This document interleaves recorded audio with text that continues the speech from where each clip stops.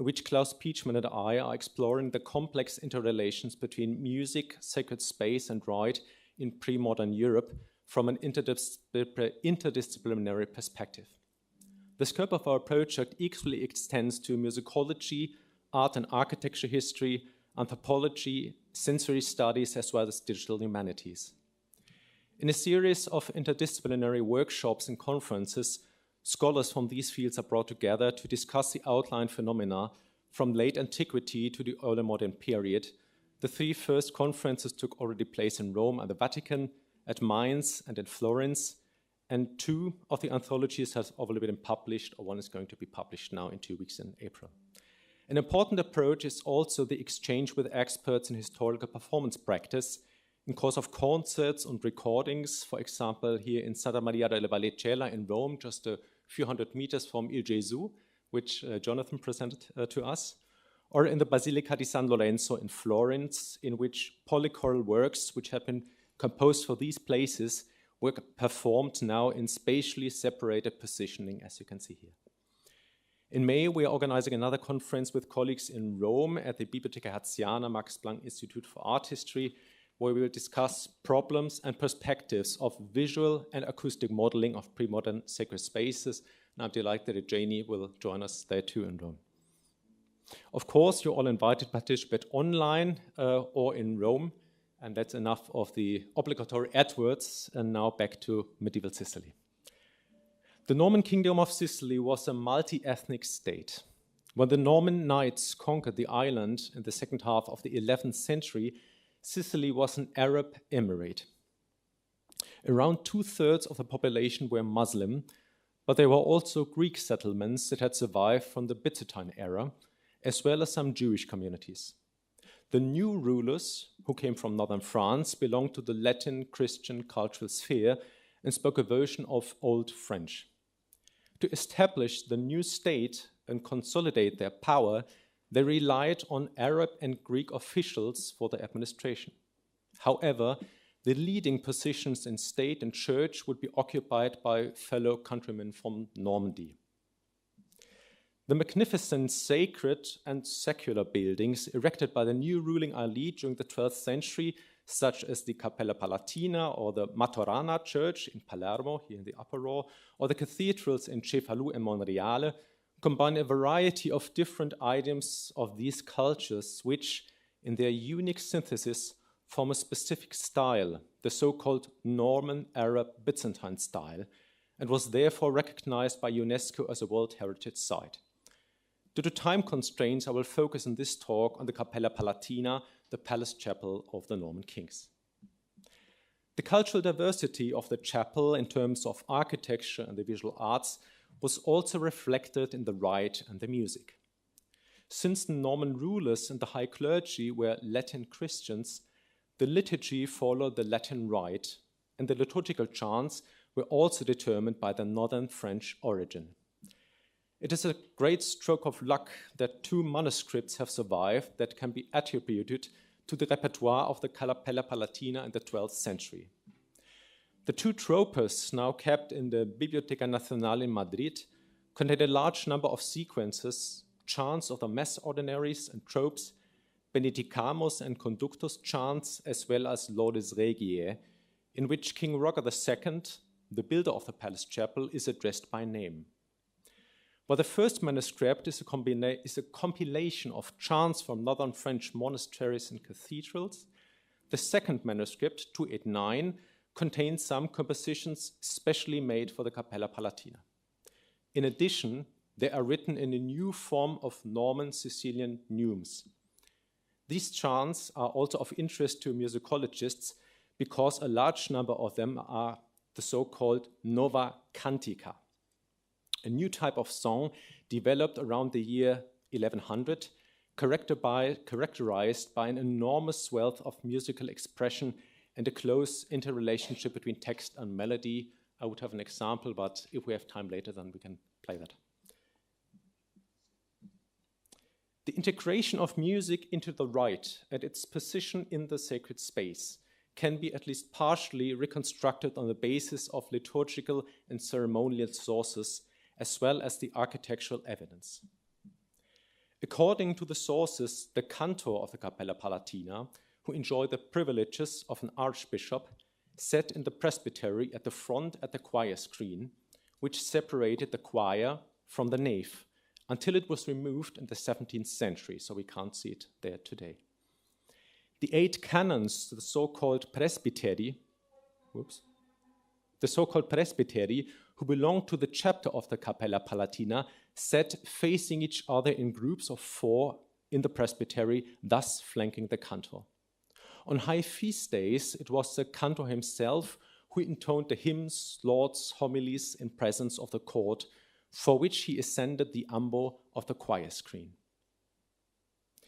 The ensemble of the singer's pulpit and the paschal chandelier that exists today was erected 20 years after the consecration of the chapel, so around the year 1161, by the second Norman king, William I, above the staircase landing in the lower church.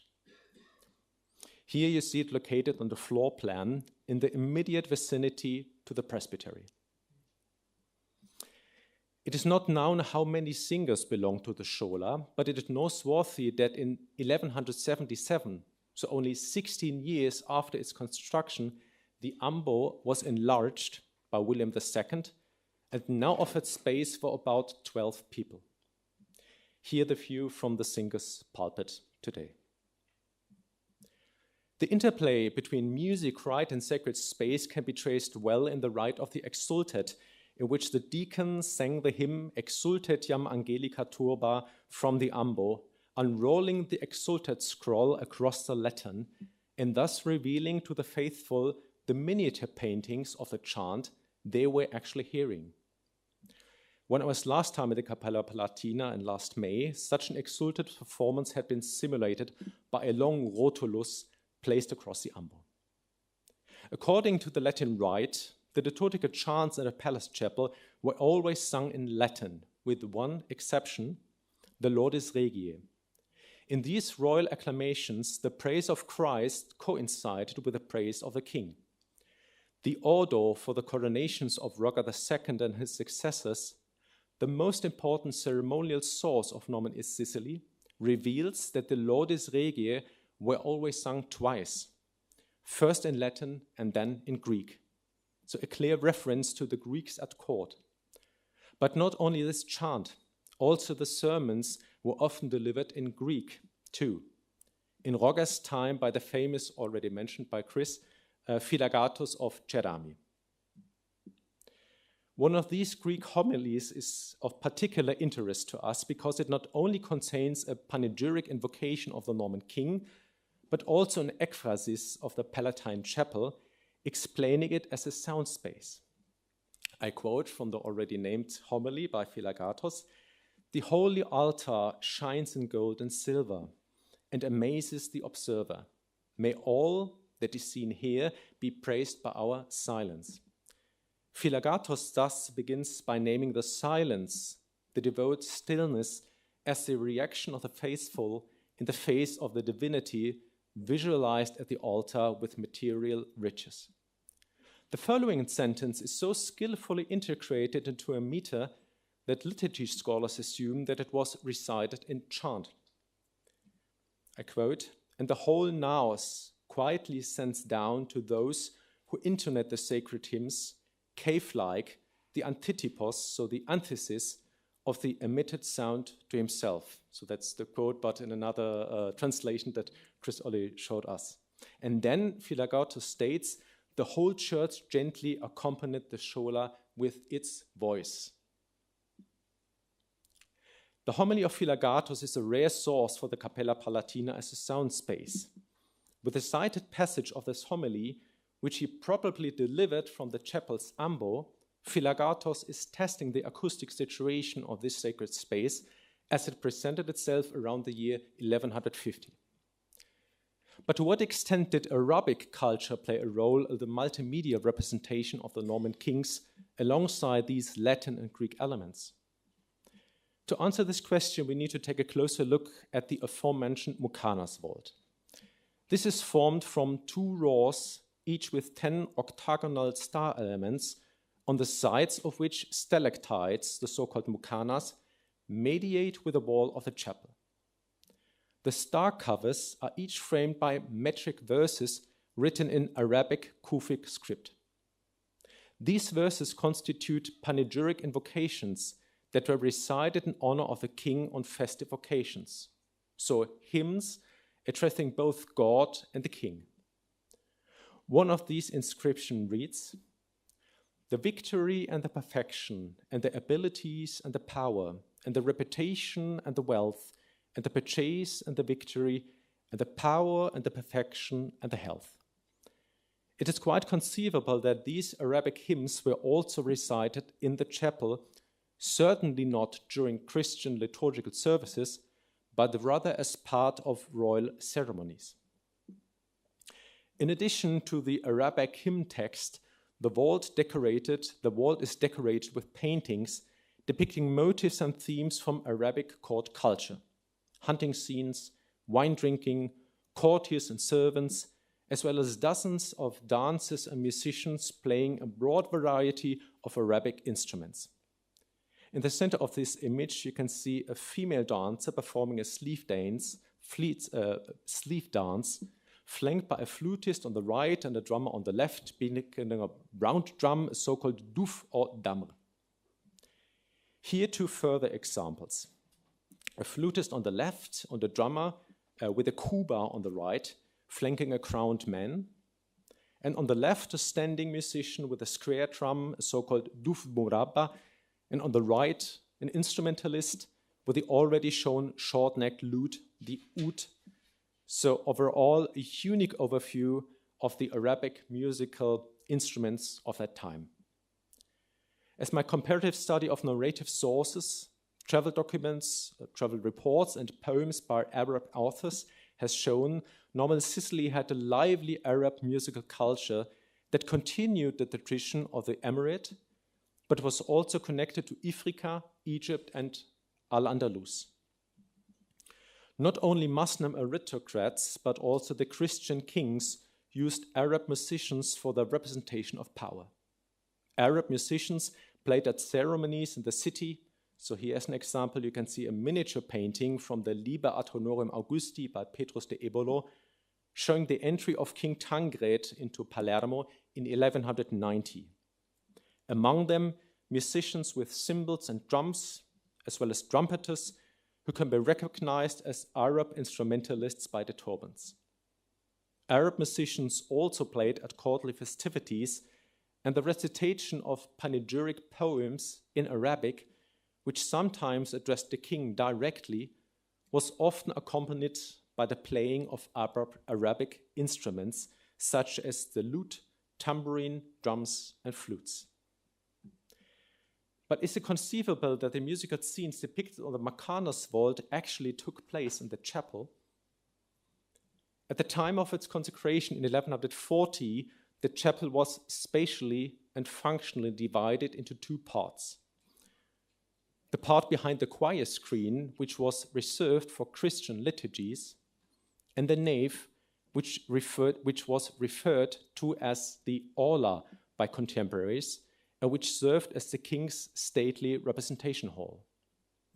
On a platform in front of the western wall stood a throne where the king held audiences and accepted homage. Thus, the throne was diametrically opposed to the presbytery. Nevertheless, wine gatherings, banquets, and dances certainly did not take place in the Capella Palatina. The royal palace offered other rooms for such events. The holiness of the place prohibited such amusements in the Palatina. It is also questionable whether instrumental music and poetry recitals with musical accompaniment were performed here, as they too tend to belong more to the realm of courtly entertainment. In the context of the multicultural representation of the royal house, however, these paintings fulfilled an important role. Although not presented in a performative way, they visually evoke the cosmos of Arabic musical culture that was familiar at the court.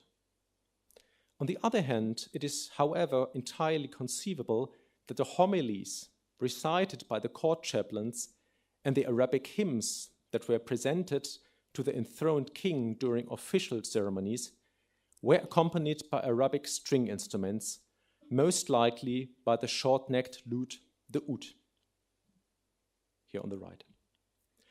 But who was the audience of this multi-sensory display of cultural plurality? Primarily the royal court. While the Latin and Greek Christian courtiers and high-ranking officials attended the liturgical celebrations, the Muslim and Jewish dignitaries were not allowed to enter the aula of the palace chapel, even not for secular ceremonies. They were only permitted to witness the ceremonies from 4 portals grouped around the throne in the immediate vicinity to the king. However, advancement at court often required conversion to Christianity, which is where many of the Christian courtiers, whose culture took also place in the multi-century display in the palace chapel alongside the Byzantine and Norman Latin cultures. Finally, I would like to briefly discuss the Mucanas vault, which makes the Palatina also unique from an acoustic point of view. The Mucanas, which is unparalleled in any Christian sacred space, is a self-supporting vault made of concave wooden modules that are each just a few millimeters thick. The rectangular vault frame, which measures 5 to 19 meters at the base, is mounted on 26 adjacent beam heads that are recessed into the walls of the central nave all around. This gives the vault a self-supporting, free-floating quality. Above the Mucanas vault is the attica, or the attic, a windowless space closed off from the outside by a wooden roof structure. So physically, the attic above it forms an air-filled cavity. As the art historian Thomas Dittelbach discovered during the restoration of the chapel a few years ago, the Mucanas vault has a total of 20 sound holes, which are let into the top of the wooden sound box of the vault. Thus, the concave wooden modules, which vibrate in themselves, may act as Helmholtz resonators, acoustic systems that serve to amplify sound. They are based on the combination of a large air-filled cavity with a small opening. The air plug in the opening vibrates on the elastic air cushion of the corpus. The air holes of the Helmholtz resonators are reminiscent of the sound holes of string instruments, and the construction of these individual modules from glued millimeter-thin bentwood stripes brings to mind craftsmen who were trained in instrument making and especially in the construction of lutes. During the restoration, Thomas was also able to determine that 24 round side panels can be opened, which, according to our hypothesis, could have been used to change the sound volume and thus adapt the acoustics of the room depending on whether it was used for liturgy or ceremony. It would be highly appealing to acoustically examine the Palatine Chapel to investigate the influence of the air holes and the open or closed elements and to create an oralization that also takes into account the original mobile and textile furnishings of the Palace Chapel. The oralization could be integrated into a 3D model that was already generated a few years ago as part of an EU-funded project in which the entire palace complex was subjected to a 3-dimensional laser scan survey. A combined visual and acoustic model would allow to simulate the acoustic changes to the chapel resulting from the modifications to the building and its furnishings, such as the choir screen, the ambo, or the singer lofts. Also revealing would be the modeling of the curtains, which Philagatos, in his homily, also named and located, I quote, between the rooms, so probably in the arcades between the central nave and the side aisles. Indeed, some textiles from the Royal Norman workshops have been preserved. In these virtual acoustics, the liturgical chants, Greek homilies, and Arabic hymns could be performed in an historically informed manner, for which we are also planning a digital edition. Such acoustic and musical investigation could also be carried out for the other Siculo-Norman churches, in some of which the Greek rite was celebrated and sung, as in the Maturana church, so similar to Chris' project with the Byzantine churches. Please allow me to conclude. The combination of a visual acoustic computer simulation based on historical sources with the integration of liturgies recorded in a historical and informed manner promises both a clarification of the architectural specifics of the chapel and insights into its historical performance practice. In addition to the scientific knowledge gained with regard to the independencies between music, rite, architecture, and acoustics, such a 4D model of the Capella Palatina could also function as an immersive instrument of cultural mediation, making cultural plurality in medieval Sicily tangible for a broad public. Thank you very much for your attention. We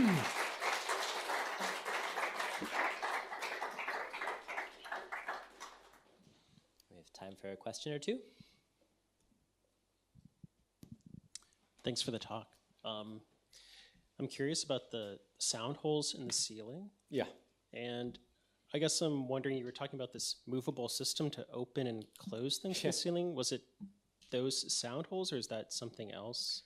No, these are two different aspects of phenomena. Okay. So the sound holes are actually inside these elements, like this.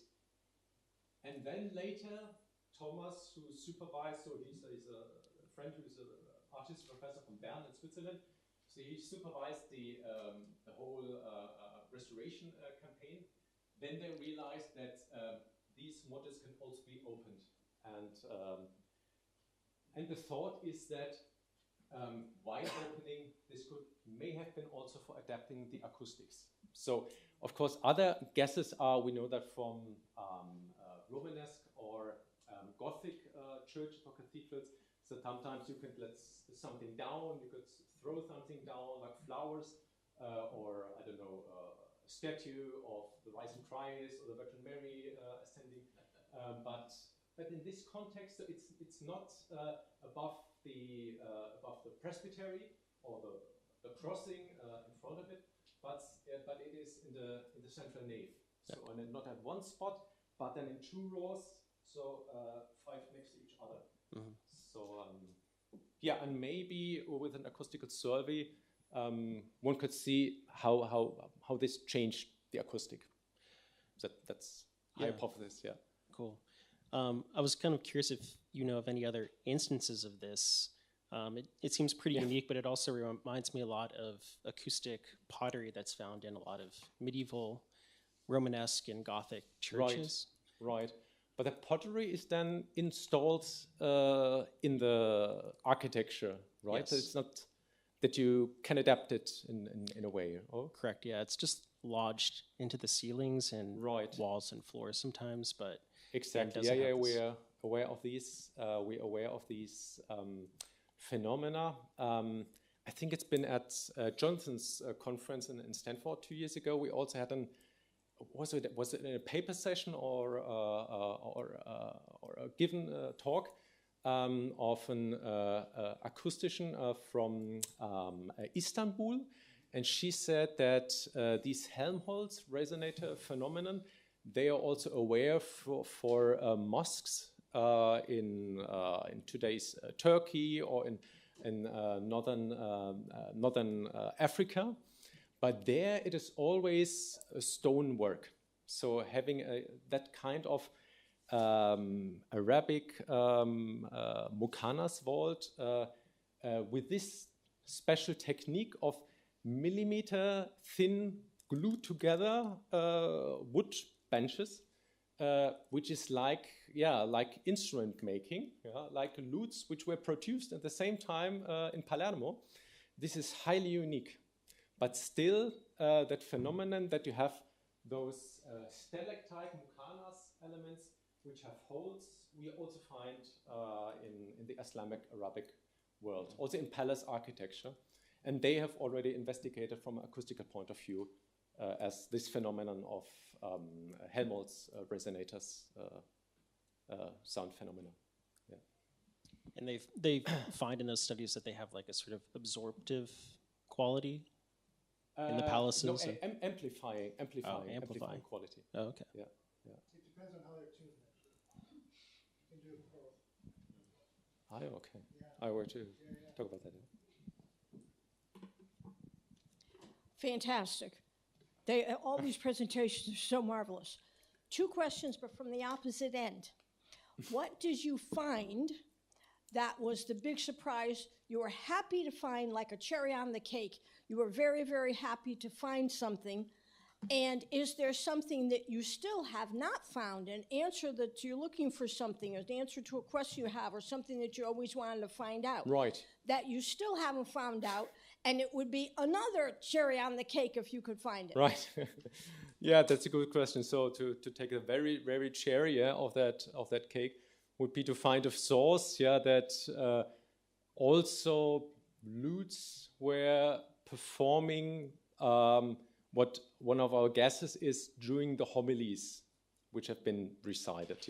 So we know that from other contexts, but we don't have a source which specifically says that it also happened in here. Yeah. But an important source, which really that I found, so it's mainly documents are already published, but an important source for me are also poems in Arabic. So I'm not able in reading Arabic, but in English or Italian editions. Since the 19th century, they published once and over again, and sometimes new pop up, are a few poems where this practice of reciting poetry and then accompanied by the oud, the short-legged neck, maybe also by a tambourine. So this practice was obviously happened often in this period in Sicily, as it happened in all the other parts of the Arabic world. Yeah. Al-Andalus was slightly different, but as in Northern Africa. Please join me in thanking our speaker.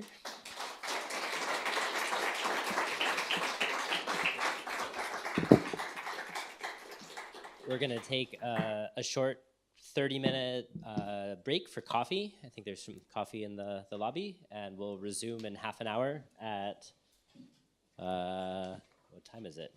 4 o'clock. So thank you.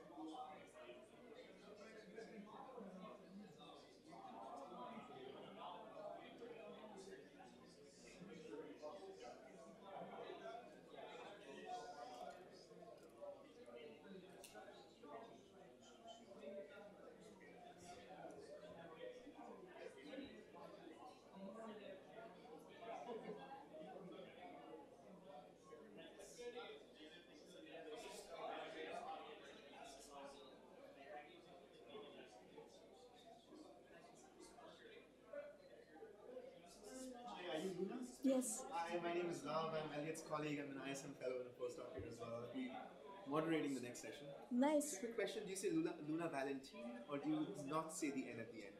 You don't say the end. Yeah, it's Valentin. Valentin. Okay. Exactly. And it's Thanks. Chauvet. Chauvet Cave. Yes. Okay. Thanks. Just wanted to check. Thanks a lot.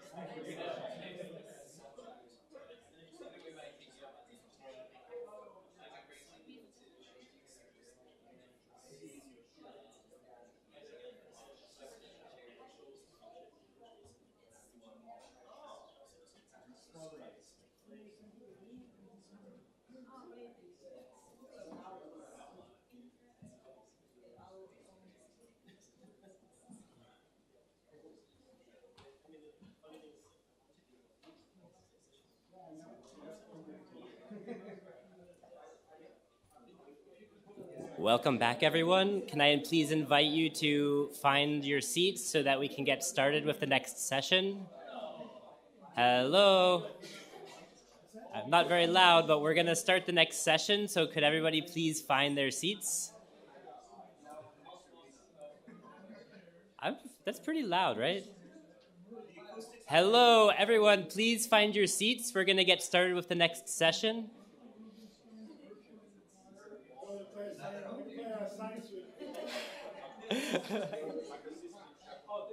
So people are calming down.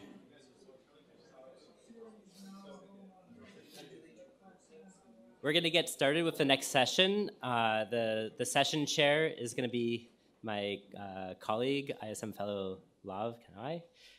So I'm going to let him introduce our first speaker. Thanks, Elliot. Hello, everyone. The acoustics in this room are probably a little worse than the acoustics in Chauvet Cave, but you'll hear more about that from Luna Valentin in a moment. Luna Valentin is a PhD candidate at Stanford University. Her work focuses on reconstructing historical soundscapes in natural caves and sacred structures to explore how acoustics shape human experiences. She integrates field measurements, signal processing, 3D modeling, and GIS to analyze acoustical data and offer immersive oralization. She leads an international and interdisciplinary team to investigate the acoustics of the caves at Chauvet, working towards creating models that account for geological transformations spanning over 30,000 years. The title of the talk is up there. Over to you, Luna, for this.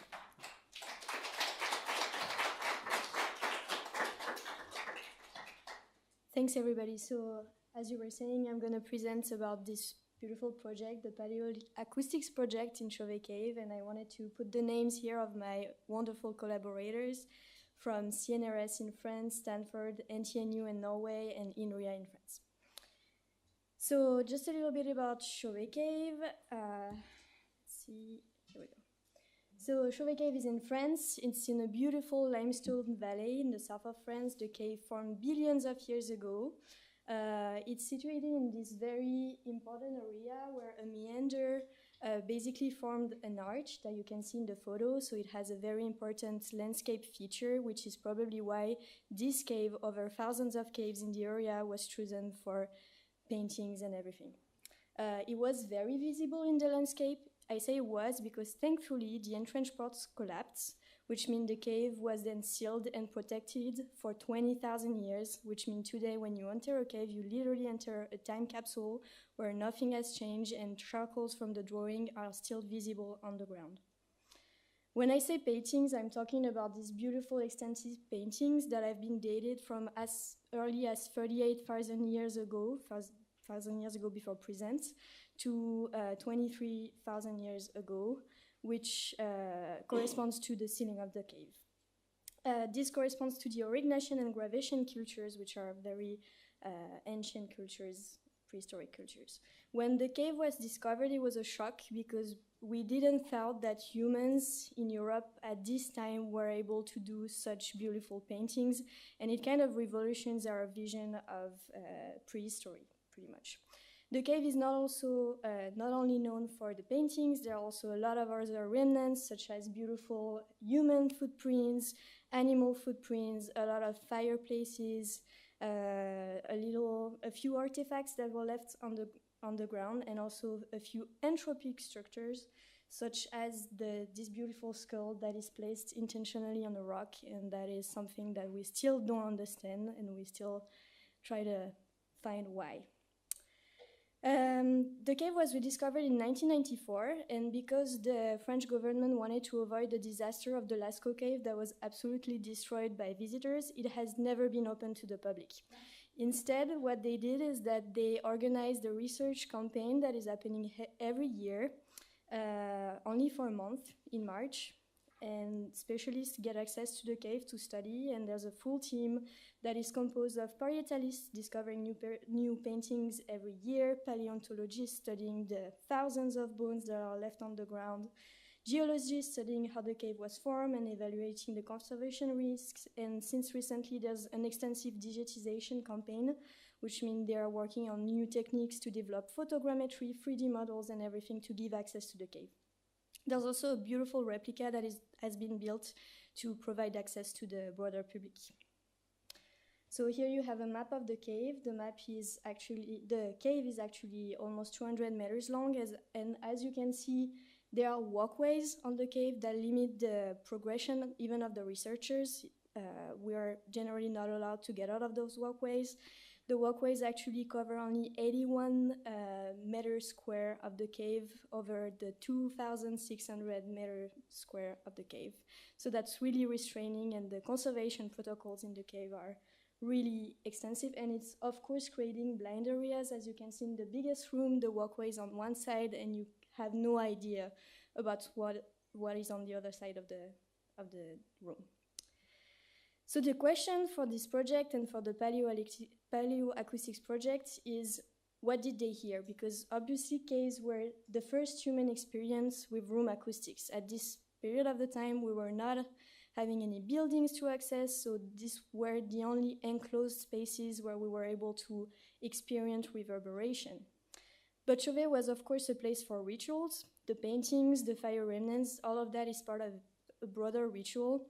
The paintings generally depict myths. So, of course, the question of the acoustics in this broader ritual is something that the head archaeologists of the projects wanted to explore, and this is how the Paleoacoustics team was brought together. So this question then divides into three other questions that I'm going to talk about a little bit today. How is the acoustics of the caves today? So that is answered by acoustical measurements. How was the acoustics of the cave before? Because we're talking about a cave that has evolved in 40,000 years. So reconstructing the acoustics of the cave is an important step of the research. So that will be done through acoustical modeling. And then how to give access to the acoustics of the cave. And for that, I'm going to talk a little bit about the oralization techniques that we've been working on. Yeah, so this is like how the work is organized. We have the acoustical modeling that will be giving you oralization to hear how the cave sounded before, acoustical measurement that will feed the acoustical modeling through some kind of, that will feed it. And then we also have the social and cultural archaeoanthropology questions that we're trying to answer for the archaeologists. So let's talk a little bit about the acoustical measurements. So one thing that is really important to know is that people think you go to Chauvet Cave, you take one measurement, and you have the acoustics of the cave. That is not true. There is an infinity of acoustics depending on the rooms, depending on the location of the source-receiver couple. And so for that, we put it together several protocols to try to get an idea of how is the acoustics depending on different scenarios and different situations. So the first protocol that we've been working on is several receivers around one sound source. So for that, we decided on several locations of a sound source. We place the sound source, and then we take measurements all around these sound sources. So that was done first through detailing each chamber. So for that, we use a Meyer MM 4XP speaker.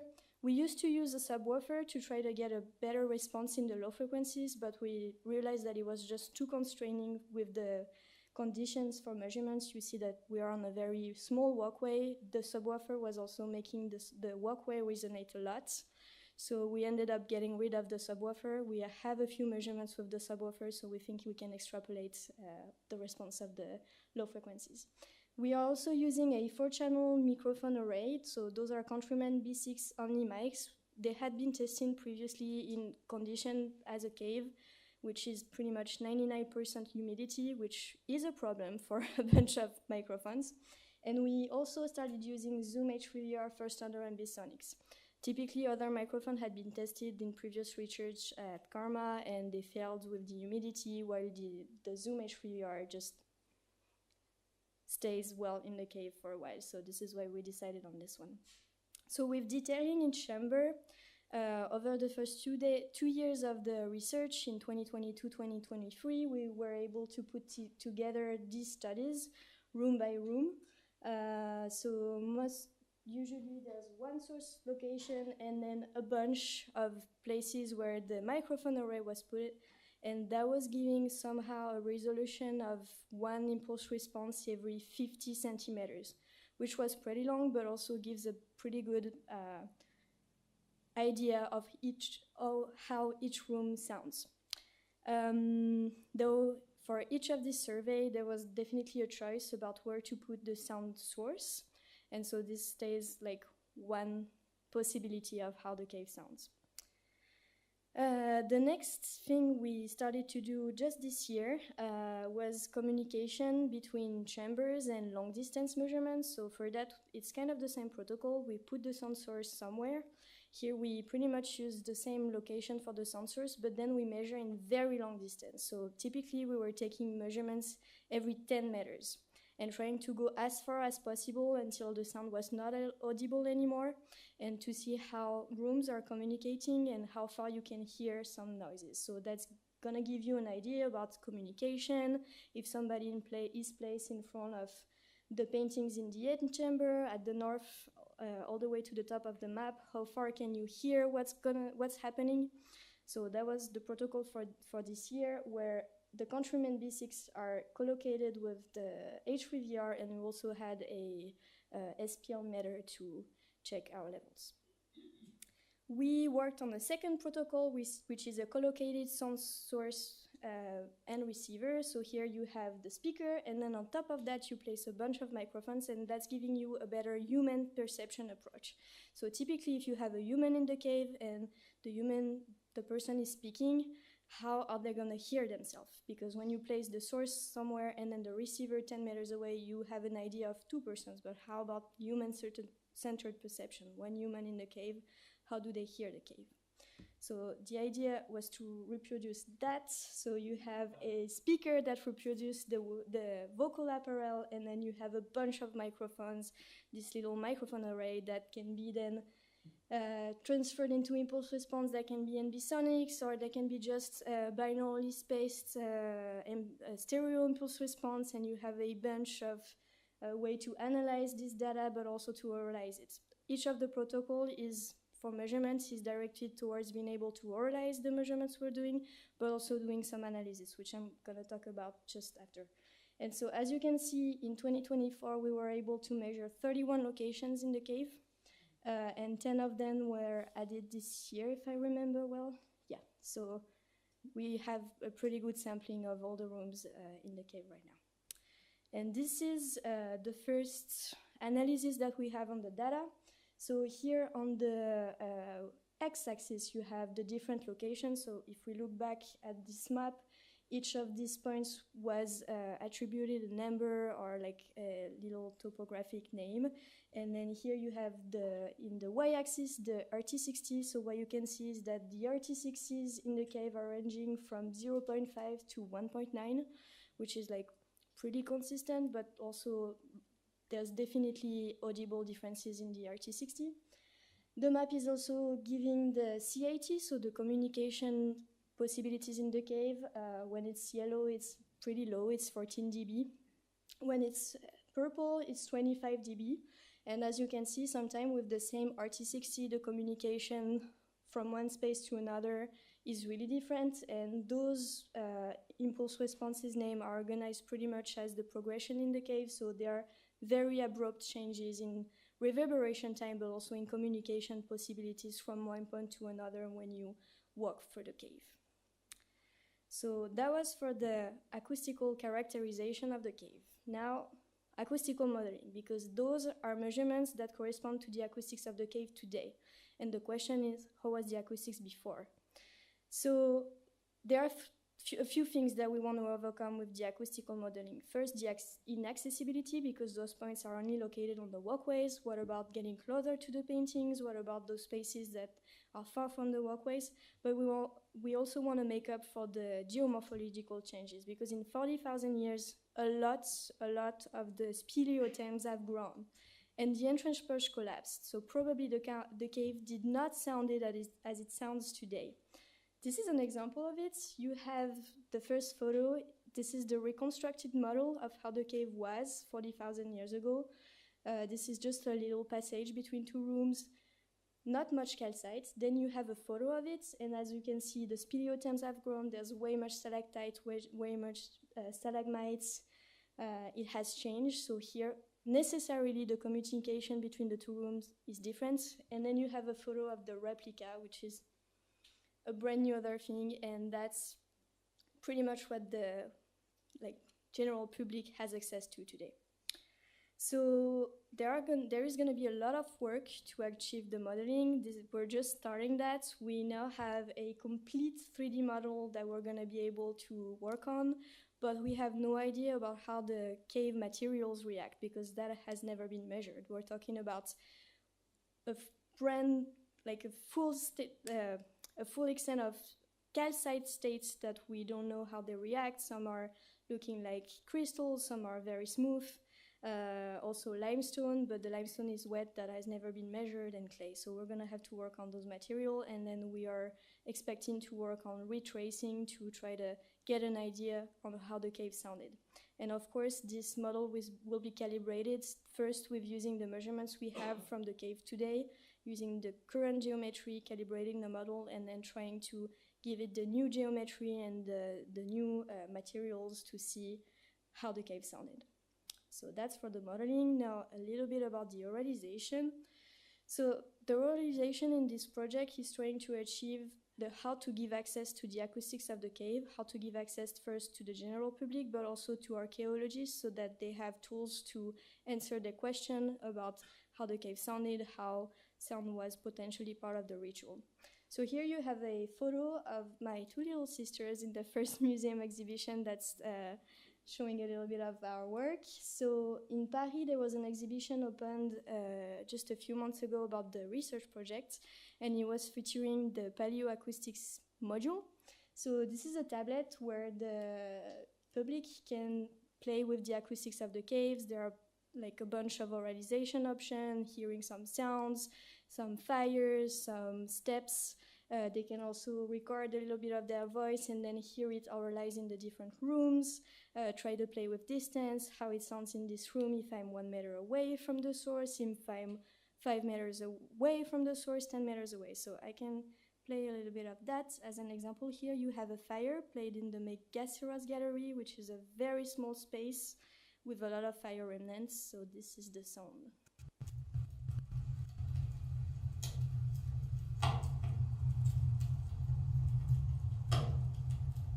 So we can hear a pretty small space.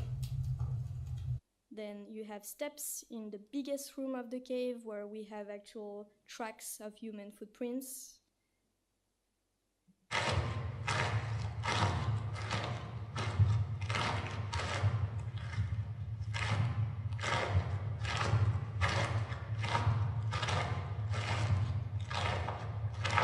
Way more reverberance. And lastly, we had the University of Saint-Étienne in France reconstruct the sound of a bear.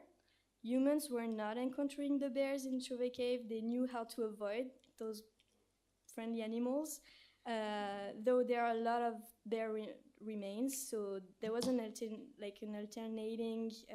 alternating phases of occupation between bears and humans. There were also drawing a lot of bears in the cave, so there was something about bear. So we have this reconstructed sound of bear, and this is in a gallery called the Cactus Gallery, where there's a bear depicted in a lot of bear bones.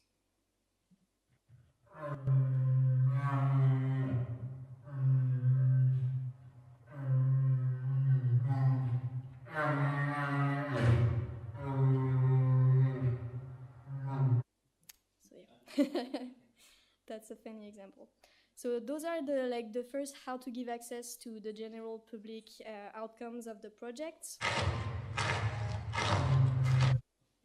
And now we also have a website where we are giving access to live convolution, because of course we have those sound sources that we can oralize, but the most common thing that comes to mind is humans were visiting the cave, they were communicating. Because of the complexity of the painting, we know that they had a very symbolic thinking, so they had language, and potentially they were even singing. So here on the website, you can oralize your own voice. I recommend doing that at home with headphones. That would work better. But this is, just like first step also to how to give access. Now, Eto is probably going to talk more about that tomorrow, but we've also been working a lot on a VR experimentation. So I'm going to show a very short extract of that. Also because we have these beautiful photogrammetric models that we want to use.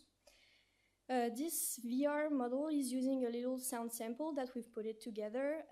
It's using flutes, because something that is important to know is that instruments were already manufactured 45,000 years ago. So here you have flutes and you have whistles and other instruments that we know about.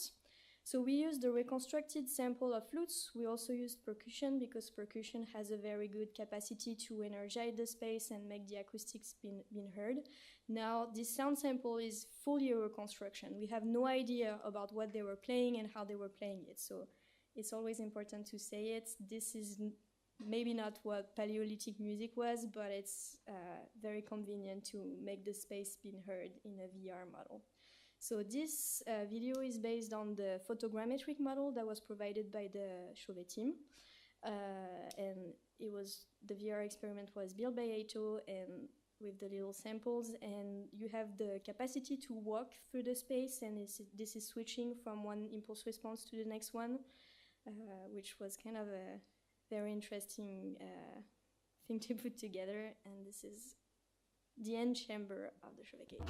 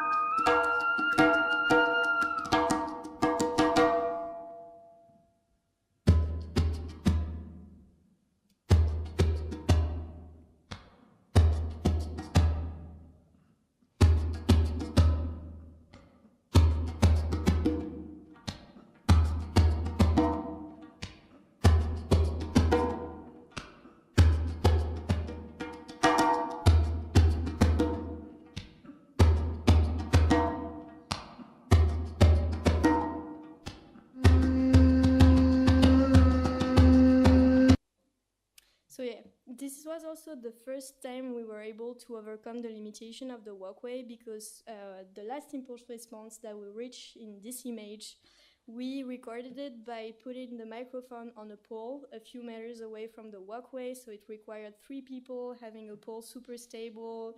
While I was playing the sweep, it was really funny to do, but we're very happy about the results. This end chamber is also the hardest one to access, and it's actually closed half of the time when we go to do measurements, because the CO2 levels are rising and rising. So it was kind of a priority to be able to model this and put a VR experiment together, because we don't know for how long we're going to be able to access this part of the cave. Okay, and now the last point, how are we going to answer all the questions from the archaeologists? And so for that, I started working recently on GIS as a tool to help answering archaeological hypotheses. So archaeologists, when they started the paleoacoustics projects, were asking a lot of questions about how do the acoustics changes in different parts of the cave, how does sound travel, how can you communicate between rooms, how does Chauvet compare to other caves with Paleolithic paintings. And there's also this question that raises from previous studies from Reznikov and Dovo in France, who saw a correlation between the placement of the paintings and acoustical parameters in other caves. So all of these questions are questions that we try to answer through this research. So the Chauvet project has an extensive GIS database, which means all of the research is gathered into these maps with different layers. Some are talking more about geomorphology. Parietal paintings are also stored in other layers where their location is pointed, and we started putting our acoustics data into the GIS layers too. And then that enables for statistically looking at the acoustical parameters in regard to the archaeological remains. So if we take as an example the map with the acoustical measurements from the first year, one simple thing that I've been experimenting this year is creating little polygons around the acoustical measurements, so pretty much dividing the space with one acoustical measurements being at the center of the space. And then you can take a look at what is in that space. So as an example, in that first polygons, how many paintings are you going to find? And then you can take a look at the acoustical parameters and try to draw statistics from that. So do we find paintings in places that have a greater reverberation time or stuff like that? So the first results show no correlation between the location of paintings and the acoustical parameters, though there are a lot of things that we could do to go further with this research, because the painting, the area of the painting is spanning 15,000 years, which is pretty much as long as the distance from us and the Lascaux paintings, so that's a lot. And in this GIS study, it's not differentiated. It's also not differentiated when the techniques are different, where they're using ochre, where they're using charcoals, and that's probably a different thing time-wise and culture-wise. And also, the last thing is that Chauvet Cave has so many representations that it's not even a question anymore of where to paint. It's a question of what surfaces are accessible, and just basically at the end finding a flat surface where you can paint, because there's not much space left. And also at some point they were erasing figures from a long time ago to place new one, because the cave is just painted everywhere. So there's way more that we could do on that point. So about the perspective, we'll be working in the future much about the acoustical modeling, so research on the cave materials. We modeled the acoustics 38,000 years ago. We'll be working more on the GIS part of it, statistical analysis. We're also going to be trying to experiment on sound shed, which is trying to model with GIS how far you can hear a sound, and sound propagation. And we'll be developing the VR experiment with ATO, with the new impulse responses, notably the human-centered impulse responses, trying to enable in VR the user to hear themselves in the VR model. And that's it. Thank you for your attention.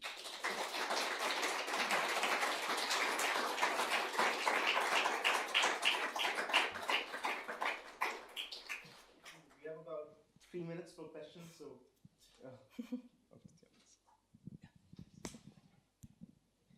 Oh my goodness, that was such a cool project. So many questions and directions, but I think something that immediately struck me was the footsteps were not what I was expecting at all.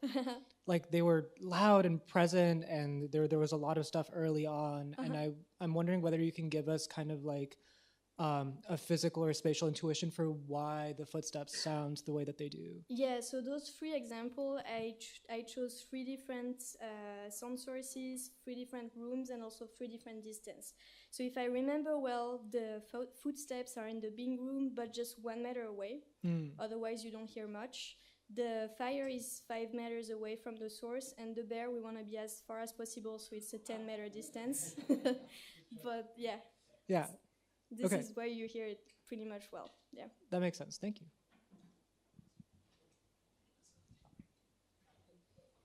Chris? You talked about humidity as a problem. So are you taking into account in the measurements well, not in the measurements, but in the simulations, the air absorption must be an issue? Yeah, of course. So we document everything in the GIS. So each location that we measure is in a layer, and it has all the information around this, including the time it was taken, the humidity, the CO2 levels, and we have all that data stored in like huge tables that then transfer into these maps. So it's It's a lot of data. Yeah.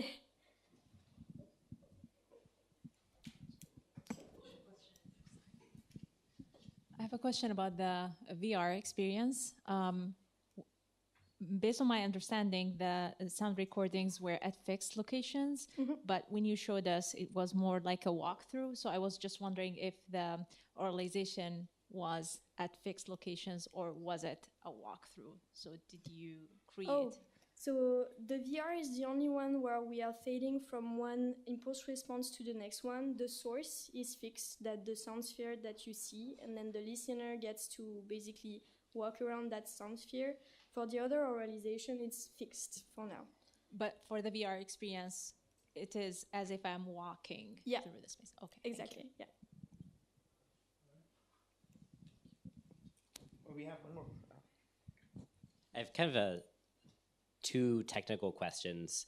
The first is, do you have any SNR issues with putting the microphone so close to the loudspeakers, and how do you overcome that?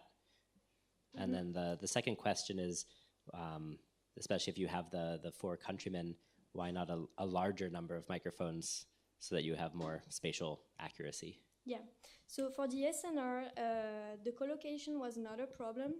We were gonna try to do some kind of like direct sound reduction to overcome that, but actually we don't need to.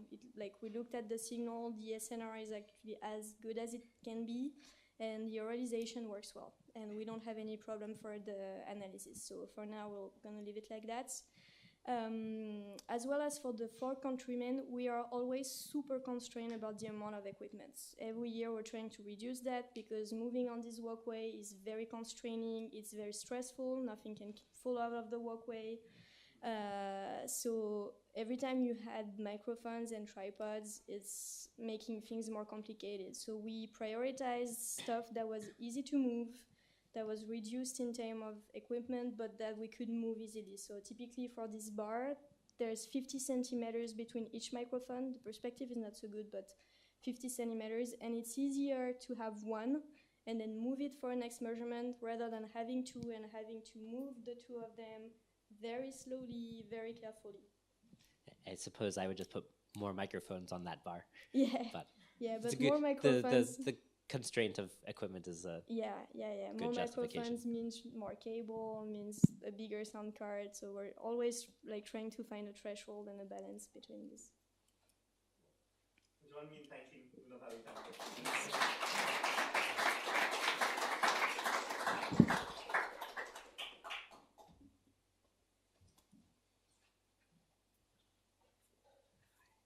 Our next presenter is Dr. Shashank Ashwatnarayana. He will be giving a presentation titled Resonating Rocks, the Acoustics of Hindu Cave Temples. He's currently a research fellow at American University in DC, a music technologist, a percussionist, and a researcher. And his research interests include spatial or 3D audio, psychoacoustics, soundscape studies, music, and religious studies. Currently, he's working on studying the acoustics of Hindu temples in India, and we'll hear about one such temple in a moment. Over to you.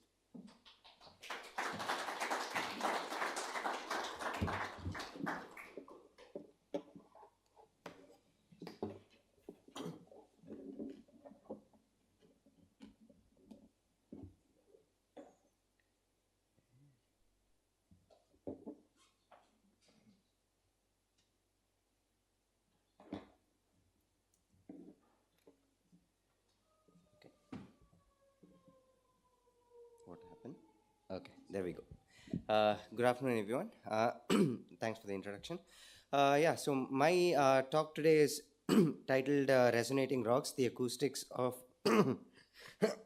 excuse me, Hindu Cave Temples. We are not going as far back as like 38,000 years ago, but this is this is about 1,500 years ago, and these caves are found in southern India. Before I actually get to talking about the caves, I'd like to begin by giving a small introduction on Hindu worship and the importance of sound within it. And Hindu worship, sound has been an integral part of worship right from the Vedic period, which dates back to about 2,000 years ago. And it's, prior researchers have told us that Hindus heavily relied on chants, and so much so that there was no concept of idol worship within Hinduism. They invoked God orally, right, through chants. So it had so the chanting of the Vedas, which are some of the earliest scriptures that you find. Through them, God was invoked. So here's a short example of a Vedic chant. This is an anechoic recording that I did just this past weekend, actually. So I didn't it's an anechoic recording, not much. And one other thing I wanted to mention about Vedic chants, and this I think ties in with the rest of the work that that I'm going to present, is that there were different modes of recitation. right? So this is just one mode of recitation of a particular chant. So in Rig Veda, which is the chant that's going to be from the Rig Veda, there were 11 modes of recitation. And I think the size of the space and the reverberation would have, again, there's not much data on what's, textual data on what mode was used in which cave and so on. But it's safe to assume that they would not have used the same mode, given that some of the features within the caves were slightly different. So anyway, here's an example of an anechoic recording.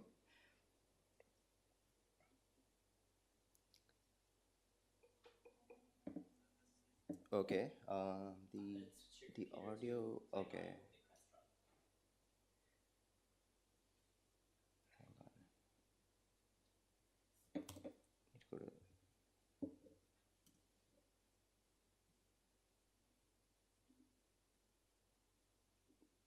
Crestron.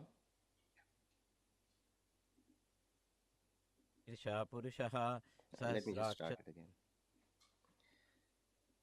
Om Sahasrashirša Puruषः Sahasrakshas Sahasrapat Sabhumim Vishvato Rutva Atyatishtaddashangulam Purusha Yevedagam Sarvam Yadbhutai Yachabhavyam Utamritatvaseshanaha Edannena Tirohati Etavanasya Mahima Atojaya Guscha Purushaha Padosya Vishwabhutani Tripadasyaamritam dive Tripadurdvabudait Purushah Padosyeha bhavat punaha Tato Vishwang Vyakramat Sashananashane Abhi Tasmaad Virada Jayata Virajo Adhipurushah Sajato Atyarichata Paschad Bhumimatho Puraha.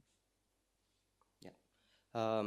So you could hear that actually there's not a lot of frequency modulation within it. It kind of remains, the pitch is kind of steady, but there are phonetic characteristics to it, and a lot of Hindu worship also used instruments such as bells and conch shells.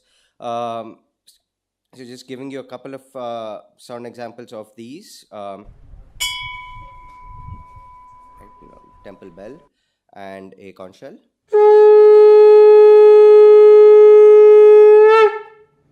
Right. And apart from that, there was music and dance, which I think it's more in the later, post, once temple construction, freestanding temples came into the picture and so on. Basically, music and dance also got incorporated into the worship service. And we'll move to a brief history of temples, basically from oral invocation and not having the concept of idol worship, starting round about the 1st century CE. We started seeing idols coming into the worship, and also constructions of temples, which began with construction of cave temples, basically. So the earliest temples were from no temples. We started with caves to then which is shown on the left, to more freestanding temples that we see in the modern day. So that's kind of the path that the religion progressed in. So having started measuring, when we started this project, we were wondering where to start off. We started with a freestanding temple, which we knew had connections, inscriptions that were there, which had music related to it. And then while we were doing that, we visited the nearby caves, and that gave us the idea to spark the interest in actually going back, tracing a few centuries back to the caves. And these two pictures that you see, the cave on the left is a 6th century one, and the temple is an 8th century one. So they're kind of in the same region. They're about some 10 miles away apart from each other, located. So anyway, the research sites that we went to were in southern India. So shown in the map there with the pin, and kind of close to Goa that you heard from Jenny earlier. It's kind of about 4-hour drive, 4-5-hour drive from Goa. So it's in southern India in a state called Karnataka, and basically South India is where music actually started getting incorporated into the religious service, music and dance, and it's also a place where some of the oldest Hindu temples are found, basically. And the research sites that we examined are 4 caves, 3 of them in Badami. They're all numbered, they're not named, they're numbered cave 1, 2, 3 in Badami, and the 4th one is called the Ravanapadi cave in Aihole. The 2 are located about 22 miles or 35 kilometers apart from one another.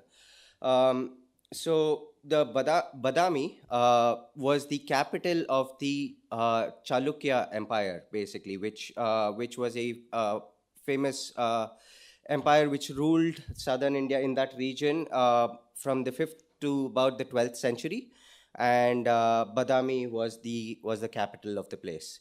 And in Badami, we had 3 caves.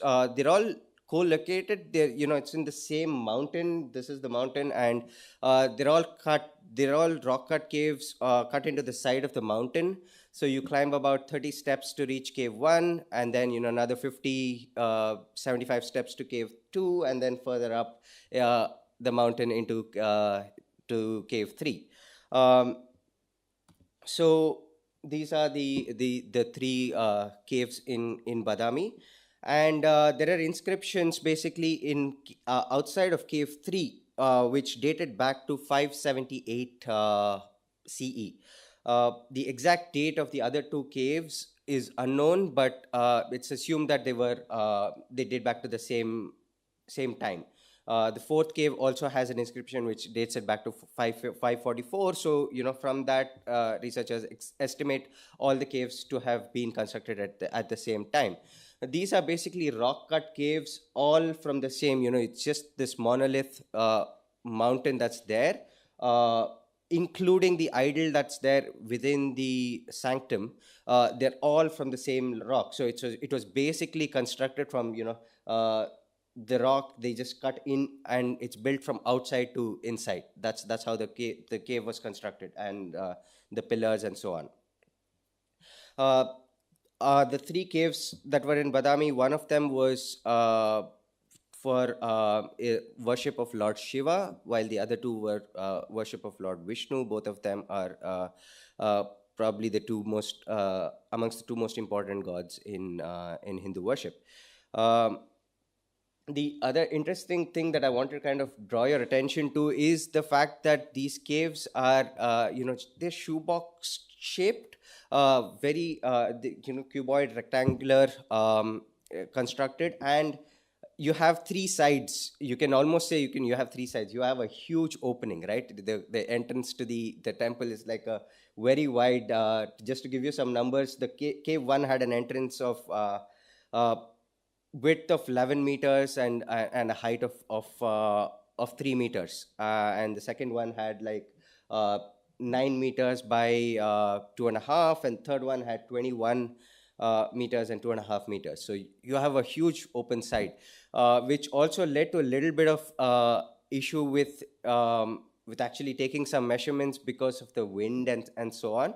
But yeah, we'll get to that when I get to the results. So I just wanted to also give you a small walkthrough. This is just an iPhone recording that I did of one of the caves. This is cave 2, basically, in Badami. Just to give you guys a sense of how the cave looked at.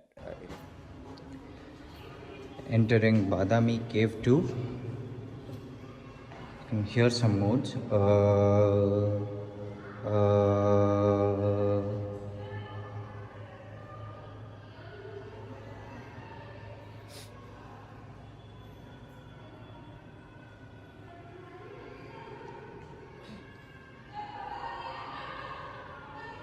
Monolithic cave.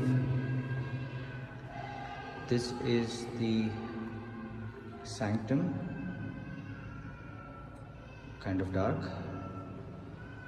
and this hall is known as the Mahamantapa or the Great Pavilion, and the priests would be inside that small sanctum and all the devotees would be here.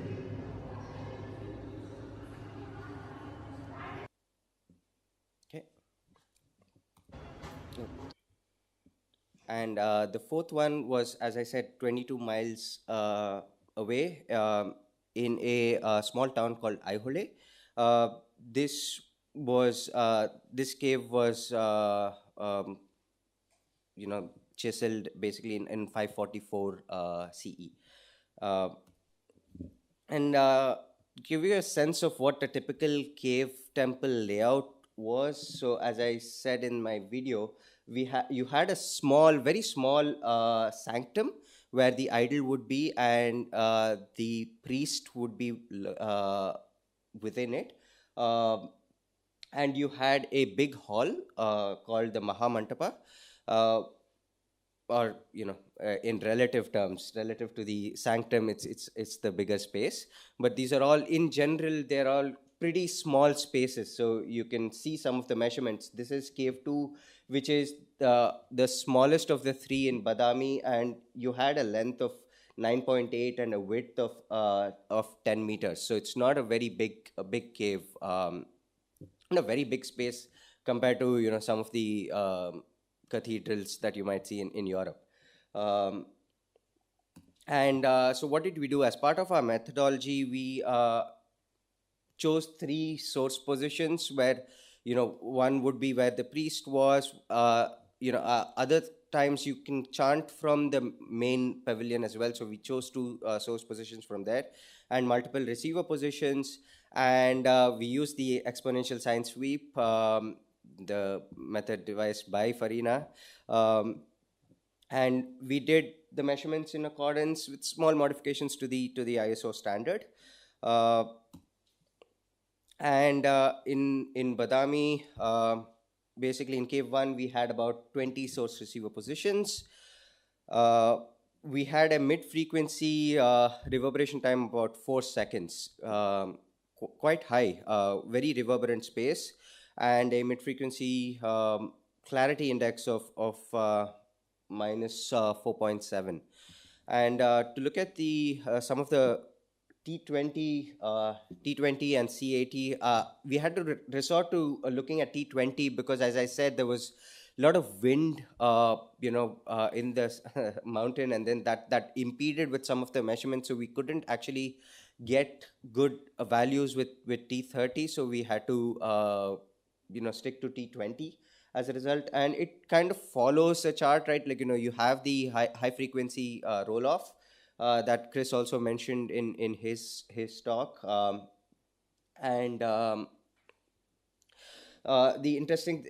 thing to note is that it remained kind of steady regardless of the source position, right? These are all spatially averaged results for the different source positions. And the values, irrespective of source position, kind of remain the same in terms of both the clarity index as well as the reverberation time. And for cave 2, basically, we had 24 locations, mid-frequency of 4, pretty similar, and a mid-frequency clarity index of negative 3.95 dB. And once again, here as well in cave 2, we saw that the spatially averaged data, the reverberation time and the clarity index remained kind of independent of the source location. With Badami Cave 3, which is the biggest of the 3 caves, we could get up to 41 source receiver positions with a mid-frequency reverberation time of 4.3 and a mid-frequency clarity index of 4.8. And once again, we see source position independence when it came to spatially averaged data. Finally, with Ravanfadi, which is, I think, in terms of size, this is the smallest of the 4 caves, 19 receiver positions. All the other 3 in Badami, you had a mid frequency of about 4 seconds. This was kind of, in comparison, much less, just at about 2.5 seconds, and a clarity index of -2. But the other parameters kind of followed suit with, with the other caves. Other things that we actually looked at were resonance quality and resonance width. Ala mentioned, this is something that she had done in her work with emotional impact, and the measurement of resonance quality. So going off of her work, we actually looked at, given that there is lot of low frequency amplification, a lot of similar trends that she had in her work, we found in these caves. So we actually looked at those parameters as well. And again, there's not a lot of work done, so we are still trying to understand what they what the J&Ds are. Heller had mentioned in his book that the typical resonance quality for a concert hall about 3,800 meter cubed as the volume, and a T30 of 2.5, you would expect a resonance quality of about 142, and higher the resonance quality, as in Ala in her study had shown that something around this 142 or something higher than that resulted in more positive impact. We definitely see higher numbers at 250 hertz. If you see the resonance quality numbers, they're quite high. They're much higher than 142. It's almost twice. Whereas the space is only about, you're looking at about, the largest cave is 1,200 meter cubed as the volume, and some of the smaller caves are around 500 meter. So almost less than 7 times the size. So what it means in terms of emotional impact is yet to be studied. Something that I'd like to do in the future, but kind of showing the numbers here, trying to fully understand them going forward. And the resonance width, again, Hella mentioned that it should be around 1.76 hertz. Here, actually, we see an opposite trend with respect to resonance width. It's much lower than the numbers that Heller mentioned. But, you would expect a smaller space to have a smaller number, which is true for resonance width, but resonance quality showed the opposite effect. So, I'm still trying to crunch the numbers more and trying to understand them fully. Coming to some fun part, like, which is the oralization, you'd want to try and situate the work that we're trying to do with respect to acoustics with the religion, right? And what the chanting would have sounded like, or what the conch shell would have sounded like. I'm just giving you 2 examples. Conch shell in the largest of the 3 caves.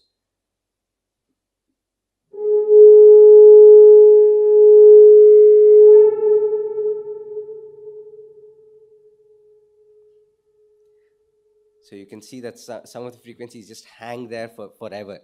So it was quite amazing for me to do these, kind of fun to do the oralizations.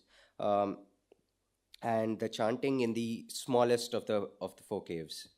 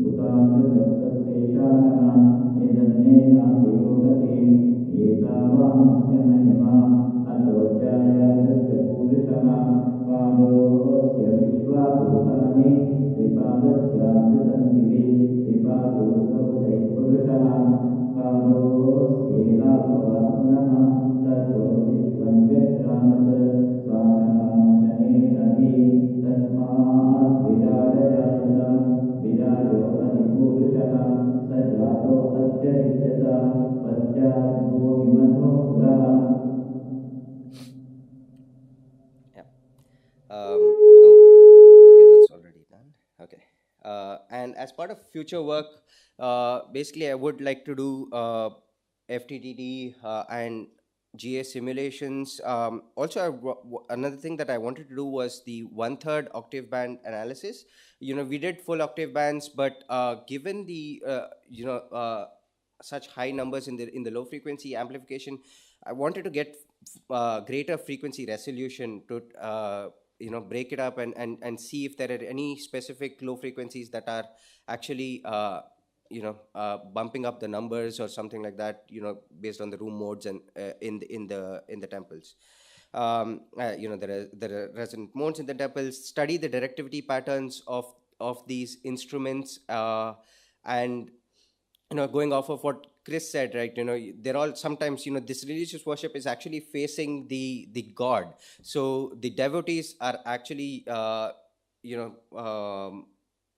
facing, they're not facing the instrument. They're not getting the direct sound, so to speak. So, studying the directivity would definitely be helpful. I got an idea just from the earlier talk, actually, from Chris's talk, that I should probably find someone who does chantings in the different modes and take them to the temples and see what difference they might adopt, which mode they might adopt at which temple. That might be insightful further. And then oralize the chants and the bells,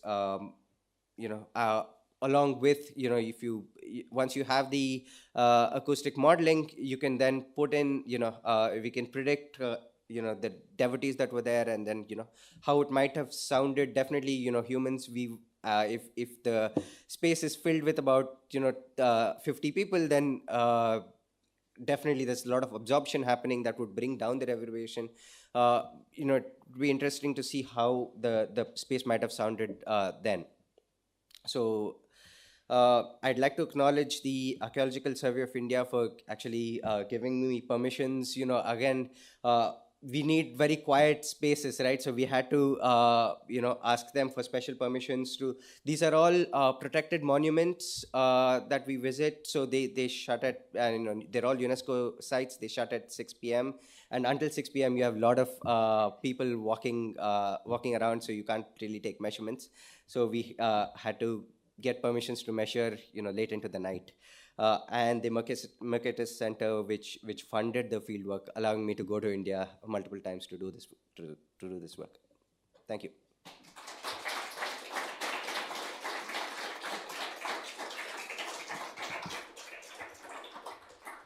have about 3-4 minutes for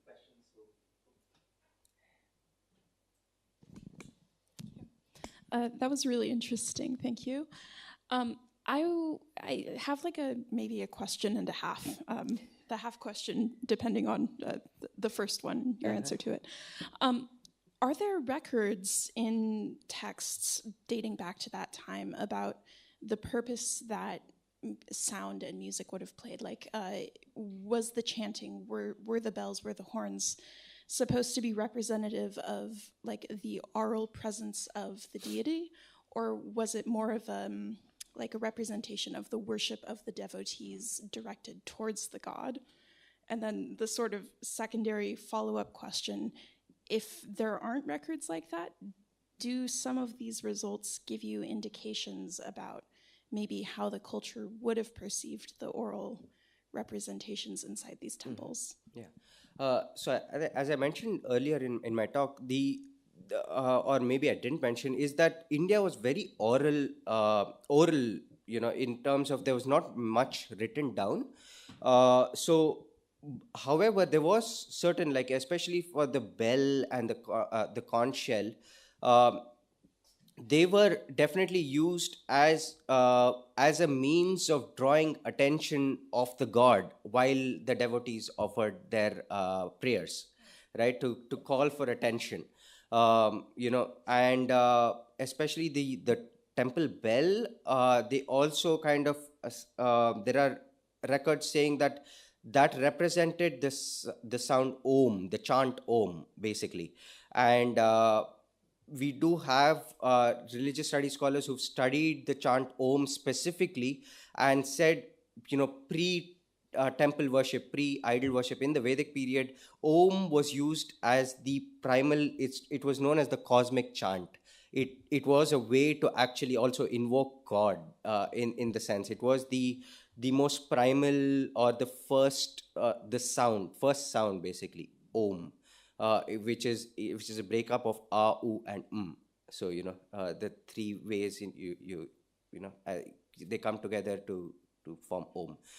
But in terms of actually, in again, as part of which cave used which mode of recitation or which instrument per se, there's not much record. So it's more of your trying to do all and see, try and understand what might have been, and yeah.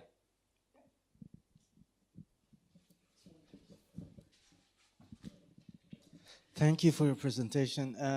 Considering that the structures are semi-open and there is one side that is open to outside, do you think there was a possibility of like rituals or ceremonies happening outside of the cave or temple?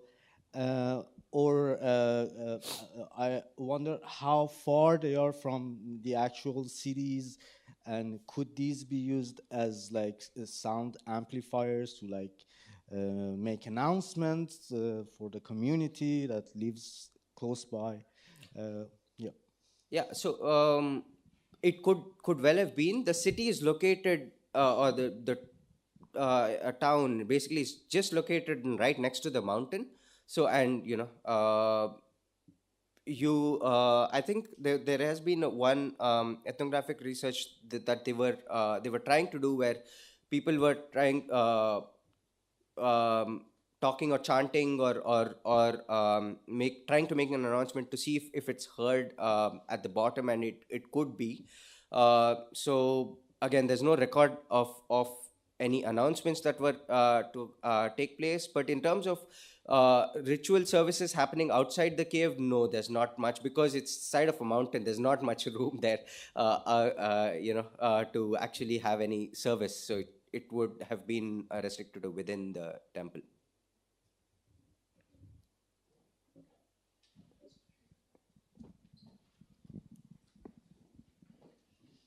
Thanks. This is really fascinating. I thought you mentioned at one point there were some inscriptions in the cave that might have pointed towards some of the ritual practices or hymns that were done there. And so that's one question. And the other is, there's caves in Tamil Nadu, right, that have some of the earliest transcriptions of music with the Kudimoniale. Yeah. And so I wondered if, is there any connection between that cave musical notation inscription history and what you're looking at here? Yeah, the inscriptions here don't talk about the the hymns or the music that might have been. It was more of it. It talks about which king basically commissioned the project and so on, and the year it was actually constructed. In terms of the Tamil Nadu caves, I know that it's there, but like I don't know still. That's a project that I got involved in very recently, so maybe we'll find out in the next few years. I don't know. Yeah, thank you. Yeah. Thank you. Well, I think we should applaud Dr. Ashwath Narayana and wonderful presentation.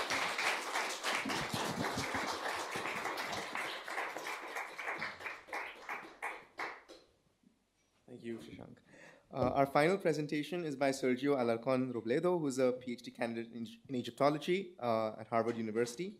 Trained in architecture and Egyptology, Sergio has extensive fieldwork experience in Egypt, working with materials ranging from the early dynastic period to Greco-Roman times.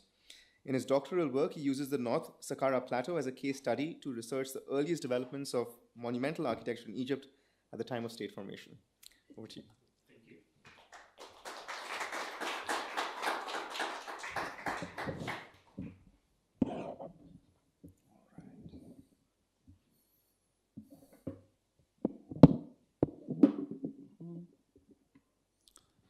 Set this up. Thank you so much for that great introduction, and thank you very much. I want to thank Elliot for inviting me and allowing me to speak in front of all of you. Thank you so much.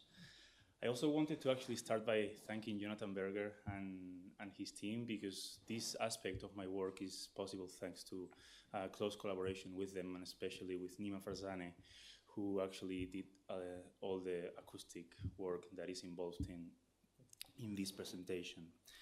So I figured that we may need some context, as you may not be as familiar with Egyptian history. When I speak about state formation, I'm actually speaking about a period roughly after 3000 BCE, so we are traveling a little bit back in time, not as much as 40,000 years. But this is really the period when the state of Egypt was consolidated before the construction of these very famous pyramids that you surely know in Giza. But monumental architecture started to be built before that, and that's particularly the research question that leads my work. And it is why did ancient Egyptian people start building monumental architecture at the time of state formation? In other words, what was the role of monumental architecture in this process of the consolidation of the state and this early Egyptian polities? And then why North Sakara? So North Sakara was the main elite cemetery of Memphis. Memphis was the main urban center of Egypt during this period. And North Sakara is built on top of a plateau that overlooks the Nile Valley. And among the Egyptology community is a well-known site for a series of very large mastaba tombs. For scale, the scale that you see at the bottom is 20 meters. So that gives you an idea of the size that we are dealing with here. For many years, there were some scholars who argued that these could have been the tombs of the first kings of Egypt. Now there is a general consensus that these tombs are actually in Abydos, farther south. And this is how the site has been perceived, as a series of scattered structures built in that first dynasty. But if we look at an aerial photograph taken in 1946, what we see is way more populated than that. What you see in red are the only structures that were ever published. So a lot of what was excavated was unknown. So in order to reconstruct this landscape and the role of this architecture and the soundscapes of this site, the first step involved a lot of archival work. I have been using two large archival collections, and I soon realized that the map of the cemetery was lost. So I went to Sakara and I used this technique that has already been mentioned, digital photogrammetry. I was not allowed to use a drone, so I had to place a camera on top of a 7.5 meter pole and walk the desert, taking thousands of photographs of the whole area. But through this process, which was a little cumbersome, I managed to reconstruct a three-dimensional model of a large portion of the site. And I was lucky because Emery, who was the archaeologist who excavated this area, never backfilled the structures, and that means that they were only covered by windblown sand. So the topography reflects the geometry of the structures hiding underneath. So the next step of the work was looking for these shapes on the ground and comparing them with the plans from the archives and slowly reconstructing that plan. It was a great process and quite successful. I managed to find the location of more than 100 tombs that were unknown until now. And as you can see, this is a very different view of the landscape. It's way more dense than is usually conveyed. So for the work that I am doing with Nima, we are perceiving the landscape as a fluid and active agent in shaping the perceptions of the people who use this landscape. So what we're trying to do is understand how the structures are shaping the perceptions of those who are using the landscapes in different kinds of rituals, and specifically we're looking at acoustics. So because a lot of the structures, or most of them actually, all but one, are buried under the sand, we are working with acoustic modeling, and I will now explain to you briefly how these structures look like. So this is one of the mastabas, mastaba 3506. So what you see here is a rectangular shape, and which is built above ground. And as you see, it has lots of niches. These niches were places where ancient Egyptian people would present offerings to the deceased. And here you have actually an example of an ox skull that was found in front of one of these niches.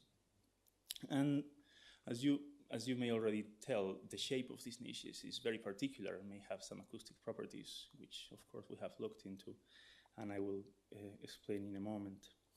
But underneath that huge, massive rectangular shape, there is a space which was used for the burial. So as you see, there's a staircase that leads down to a burial chamber that is surrounded by a series of niches. Here I bring you an illustration from National Geographic, just to give you an idea of how multitudinary these funerals could have been. What you're seeing here represents a funeral of the early 4th dynasty, which is where the tombs are built with stone. Ours are built with mud brick, so there are some differences that we have to keep in mind. But I hope that this gives you an idea. So, in general, when we perceive these buildings, the general assumption is that they were built for a purpose, for the burial of a person, and that was the sense of this monumental architecture. That was the reason for this to exist.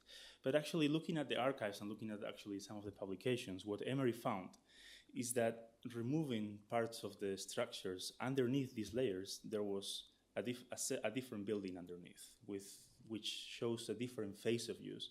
If we look closer, you see 4 staircases instead of 1. There are many questions about this because, of course, a lot has been destroyed because something was built on top. But what I have been observing is that the patterns of use of the space, the acoustic properties, the agency of the building to shape the activities changed over time. And I'll go back now to the later shape. As you can see here, I don't know. Oh, you cannot see here. Okay. So that staircase has been blocked. There was another staircase here that was embedded into the wall, and only one was left accessible for the actual funeral. So rather than a structure that is built for one purpose, and then that's it, what we are looking at is more something like this. So it's a structure that is conceived for subsequent ritual uses, undergoing architectural transformations in between. And of course, we would be very interested in understanding how this also affected sound and the change in soundscapes. And very briefly, this is not the only case. We have other tombs which underwent similar processes. In another tomb, this is 3038, Emery identified 4 different moments of ritual use. Actually, looking at the documentation, my impression is that there could have been more. And the funeral, the burial, happened in one specific moment, but there was ritual happening before and after. We're looking at examples built during the reign of Den, so Dynasty 1 of that timeline that I was showing you earlier, but the same is true for other periods of the early dynastic period. So, for example, Tomb 3046, which was built towards the end of the Second Dynasty, also shows evidence of an open space, which was eventually ritually filled, including lots of offerings made with pottery. And it's very interesting because Emery found retaining walls around the staircase that leads to the subterranean chambers, which means that when they filled that open space, they wanted to keep access to the burial chamber for the funeral. So whatever was going on in these open spaces was happening before the funeral. So again, the burial happened at some point, but there were other uses. So with this idea, with this pattern of use, construction, and ritual practices, I don't know if we can still talk about tombs. I don't know if these are just tombs, or these are tombs, buildings which were at some point used as tombs and then continued to be used in post-mortem cult. But going back to the question that I was asking, why did monumental architecture develop in Egypt in this time? It may not have to do with death alone. It may also have to do with what was going on before that happened.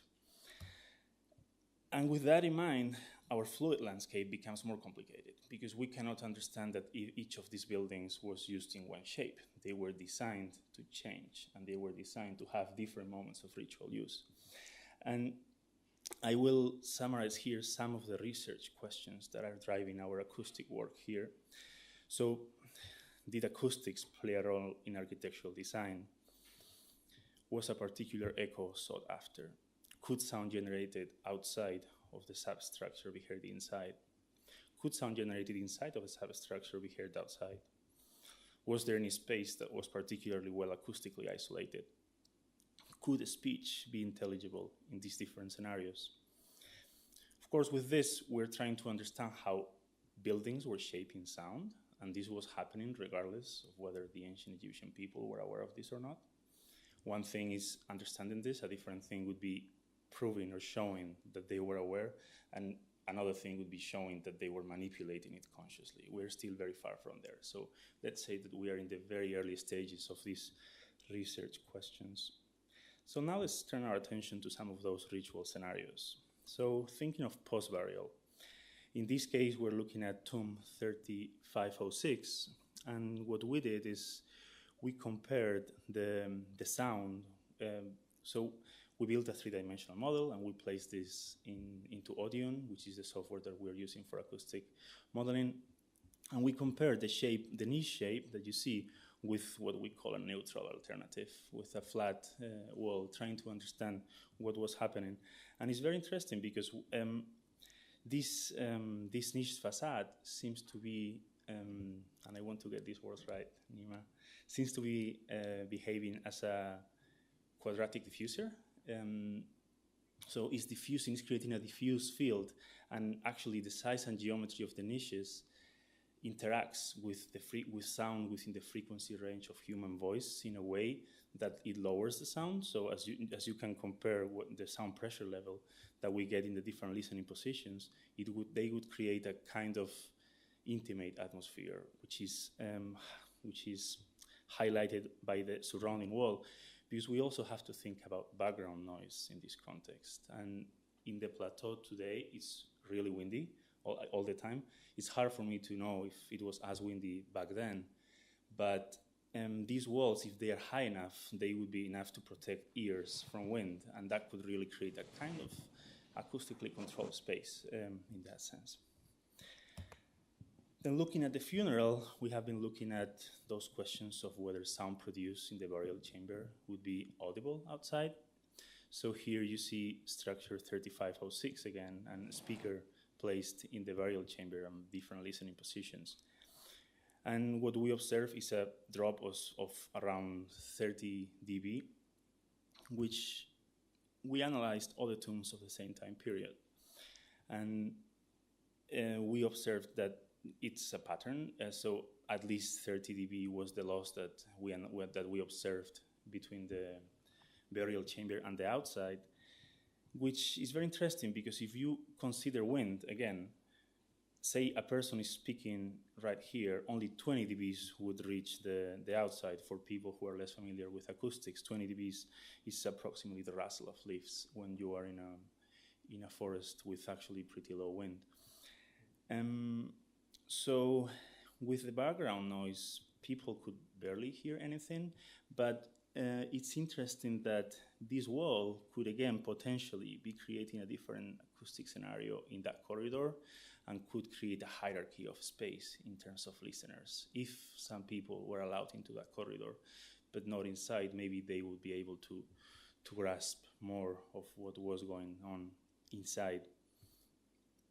We made the same measurements from the outside in with similar results, but in this case, background noise would play way less of a role in the substructure. So if people were silent inside, it is likely that they would be able to hear, for example, the sound of mourning. Mourners played a role in funerals in ancient Egypt. And now, looking at pre-burial activities, here we are looking at that structure 3046, and we have compared what would happen with, so what the acoustic scenario would be if a speaker is in the burial chamber and a listener is in that open area, in that open space. And we have compared the actual shape of the substructure with another so-called neutral alternative.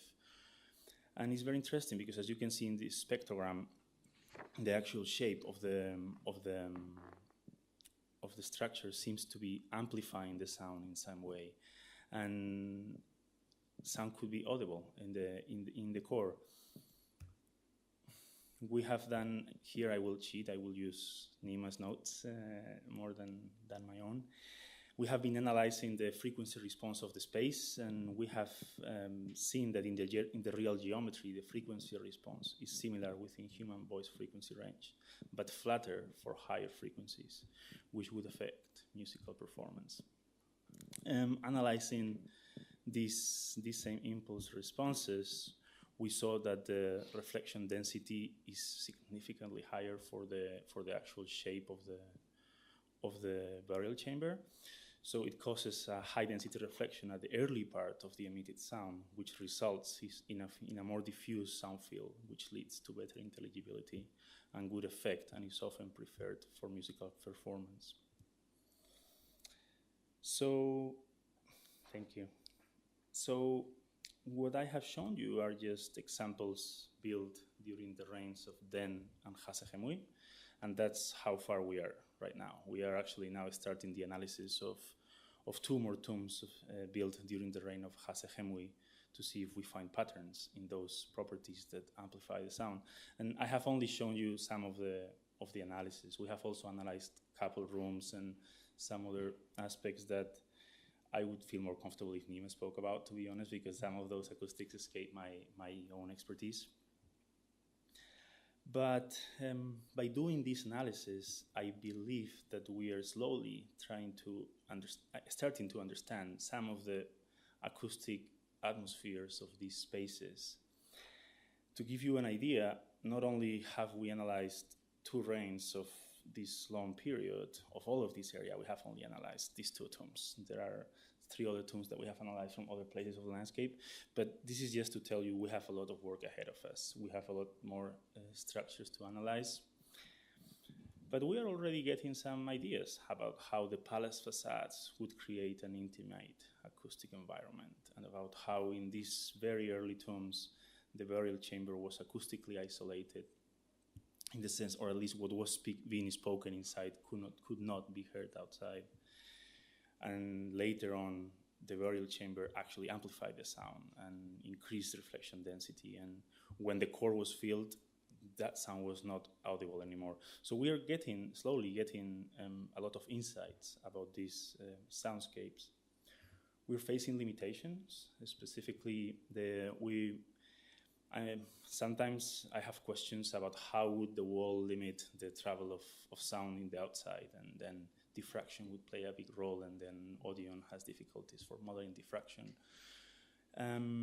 We're also lacking actual measurements of the spaces with the true materials in Egypt. We are hoping to do it, because there is one tomb that a team of the Egyptian Ministry of Antiquities and Tourism excavated a few years ago, and we are hoping to get in and actually take measurements to have a better idea of the absorption coefficient of the materials that are used in the tombs. And then we also have, I wrote here the possibility of temporary structures, which is a given. There could have been textiles, there could have been temporary wooden structures. So even though what we're trying to do is not reconstructing the scenarios, because we don't know what was said or exactly from what positions, and we are only trying to understand the agency of the space to shape sound, we do have a limitation because we don't know about temporary structures or how many people were involved in these rituals. There are lots of questions. And of course, we're trying to overcome some of these limitations. So we are expanding our interdisciplinary collaboration. Specifically, we have been in conversations with Tessa Uroich and her boy Jasak, who will use a different software to factor in airflow. So we're hoping to be able to model the wind and what the effect of wind would specifically be. And with their help, we are also thinking about extending the study to research the smellscapes of North Sakara. So to see if they are also interrelated. So if we can model the currents of air of these tombs, of these spaces, how would incense of food smell spread through them? We're hoping to do fieldwork in North Sakara, as I mentioned before, and we also want to hypothesize about scenarios of objects and people in these spaces to see to what extent the actual soundscapes would be affected. And that's what I had for today. Thank you so much. I'm happy to answer.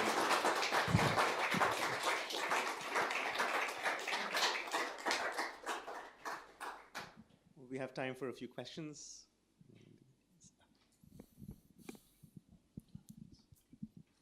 Thank you for the presentation, very interesting. I have a quick comment and a question. The comment you mentioned regarding the limitation that audience is limited for diffraction, but there's another limitation which I think might be critical in spaces similar to this, which is modeling. I mean, audience adopts a geometric-based simulation, but I think wave-based simulation for lower range of frequency might be critical in such spaces, so that's the comment. But regarding the question, I'm curious about what motivated you to study the acoustics of these tombs. Like for the French caves, there was the paintings, and then for the Indian temples, there's the ritual practice, but I was curious what was the point that motivated you to study the acoustics of such tombs? So for me, the main motivation is this question that I posed in the very beginning about what was the role of monumental architecture at this time. I don't believe that we understand why is it that ancient Egyptian people built these huge structures as tombs, and I wanted to learn more about how the spaces were used. So my thoughts were like, if a couple thousand years from today, archaeologists found an auditorium or a theater, they should be able to tell that the scenario has particular properties, and they may be able to tell that if a person speaks from this position, people could hear. So I was wondering, can we do a similar kind of reverse engineering with these ancient Egyptian tombs? Could acoustics tell us something about how the spaces were used? We're dealing with a time period where text is very limited and also depictions, so we know very, very little about the kinds of rituals that were going on in this critical period for the history of Egypt. So that was it was this idea of, let's think about architecture as an active agent of all of this, not as the passive scenario where life happens, but actually let's see what role architecture could have played. I don't know if that answers your question. It does, thank you. Thank you. And for the comment, thank you so much. I'm sure that Nima has taken note, because to be honest, that's, yeah. Thank you.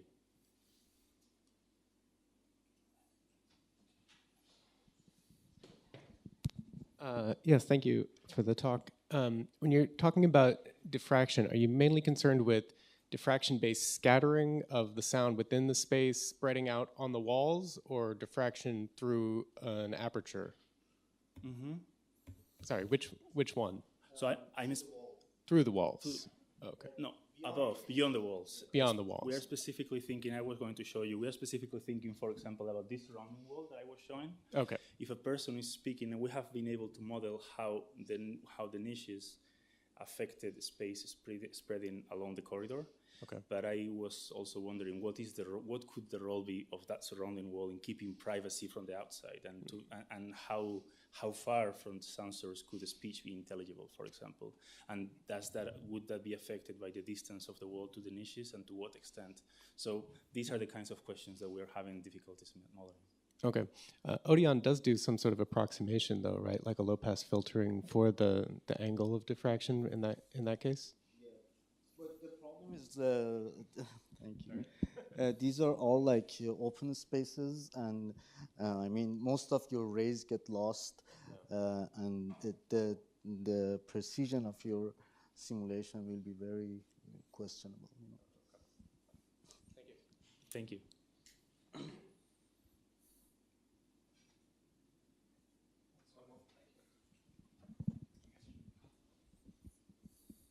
Yeah, thanks a lot for the fascinating talk. I'm far away from being an expert in Old Egyptian history, but I'm thinking of these iconographical sources, obviously of a later period, as you just mentioned. So the wall paintings, also reliefs. So I'm thinking of the famous relief depicting a blind harpist playing. I think even his name is known. And then we know wall paintings by ceremonials with percussionists and wind instruments. And you also mentioned mourning. So from later periods, obviously not for your period, the early period, but for later periods, do we know anything about the soundscape, involvement of music, singing, and so on through these iconographical or textual sources? So for these funerals, or just for the great state ceremonials and ceremonies? So we do know some things. There are depictions and there are texts. For example, not much after this period, we have the pyramid texts, which were written on the walls of the burial chambers of kings of the Old Kingdom. And it is believed that these texts come from much older traditions, so potentially this could be reflecting much older oral traditions that come from this period. And for example, it's interesting that all the spells of these pyramid texts have a lot of formulae which are meant to help the deceased reach the afterlife. And all these speeches start with the words to be pronounced, Jed Medu in ancient Egyptian. So that there is a vocal or an acoustic component to that when they were performed, and that is definitely a possibility. We also have depictions of funeral scenes, and these funeral scenes often have dancers, and when they have these dancers, you could imagine that sound could have been accompanying them. But it's always one always has to be very careful, because this is a moment when a lot of changes were clearly happening. For example, there are things that I didn't mention. In the first dynasty, we have human sacrifices as well as animal sacrifices, which were happening alongside the rituals. And so, but we don't see that after the first dynasty. So it's clearly a period of a lot of change. So projecting back some of the data, I definitely plan and use it to inform my own data, but I cannot, for example, I think it's very reasonable for me to suggest that mourners were present, because mourners are present along all the history of Egypt. But making other assumptions, I have to be very careful with that. But thank you. Thanks. Well, in the interest of time, join me in thanking Sergio and all the other Thank you. Thank you so much.